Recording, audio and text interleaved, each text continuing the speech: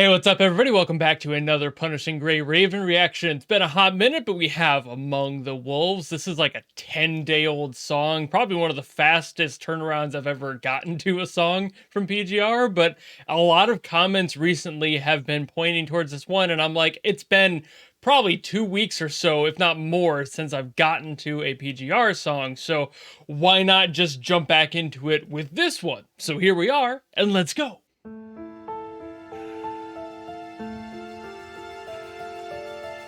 Ooh, okay, we actually have like a music video going on. I think that's a first, at least in my experience.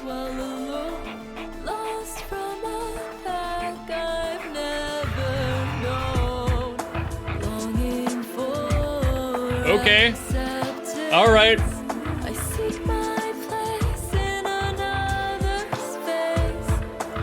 I'm getting early Evanescence vibes out of this. Let's see where it goes.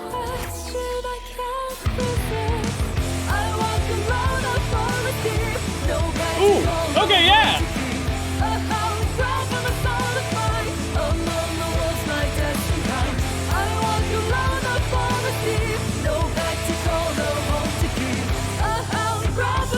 I love her voice.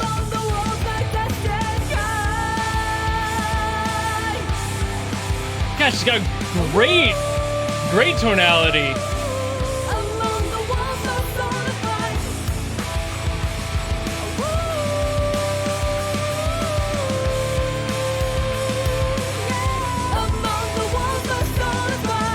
It's kind of nice to have a simple backbone drum part as well.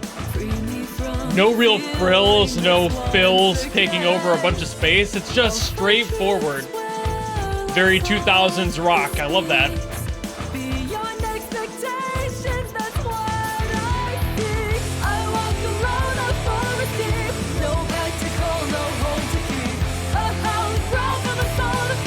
I'm kind of vibing with this.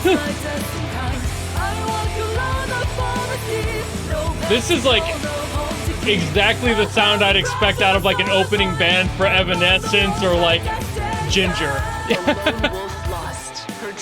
In disarray, struggling with identity, kind of like a new metal edge to it. But she comes to protect her from any storm. Through this haze, the wolf sees transformation form. Through her light, it finds the strength to fight. Woo.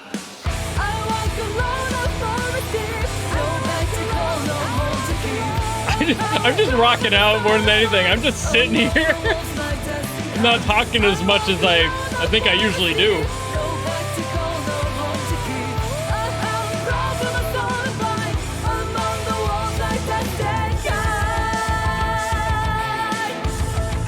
Ooh, a little bit of a change up.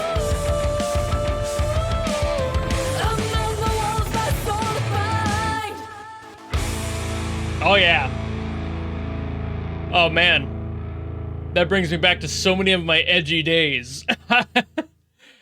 Oh, I love that. Okay, let's talk about it. To reiterate what I said during the reaction, I love this sound. It's a sound that, like I mentioned, kind of reminds me of Evanescence, the early days of those, that like early 2000s, especially new metal, like alternative rock sound. And that sound was absolutely pivotal to me as a musician because that was the time I was starting to get more interested in music and starting to figure out where my own interests in sound lied. And I love that just because it alone reminds me of that time. And I gotta admit my bias there, but still, great sound overall. I mean, the song itself is pretty simplistic. Like I did say, there's not a bunch of complexities, but that's also really refreshing sometimes. You don't need a bunch of change happening all over the place on a song in order for it to sound good. Sometimes you just need a straightforward, simple, but definitely effective rock ballad, and that's kind of what this was. I love the chug on the guitar. I love the straightforward drum part, like I mentioned,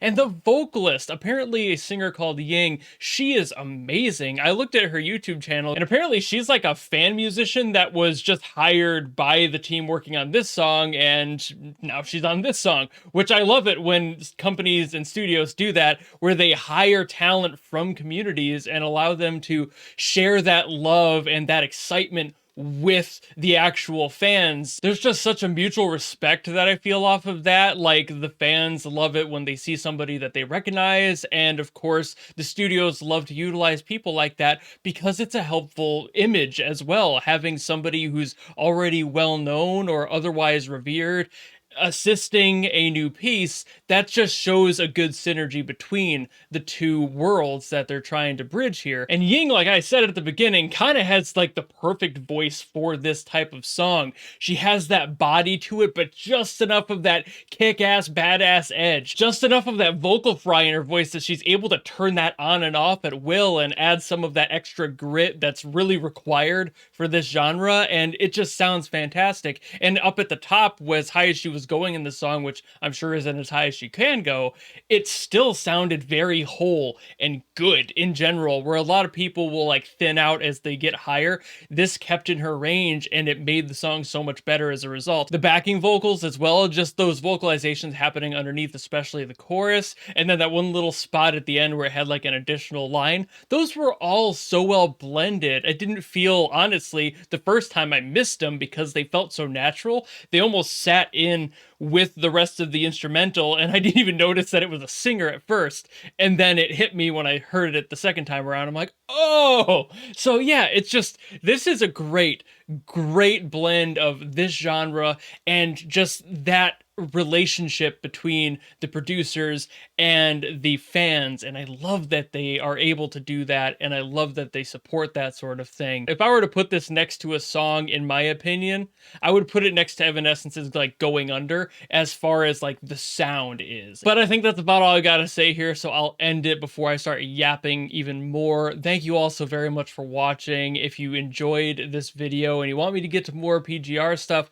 by all means drop it in the comments below. The only reason that I really didn't get to something sooner is because I didn't really have anything to get to in the comments, and I only saw this one recently, so here we are. But you guys commenting down below or liking song comments that you want me to get to is very important. It's basically how I know if people want me to get to another song from a game. So if you have one, please let me know down below. Otherwise, it could be another couple weeks before I get around to this one, which I never like taking big breaks, but there's just not a clear direction to take if I'm not being dragged by the collar and having the fan base show me where to go and which ones to listen to. Otherwise, I'll be completely clueless and I'll just move on to the next thing. But anyway, if you enjoyed this video and you want to see more, by all means, you know how to follow me and support me, and I will see you all in the next video. Goodbye!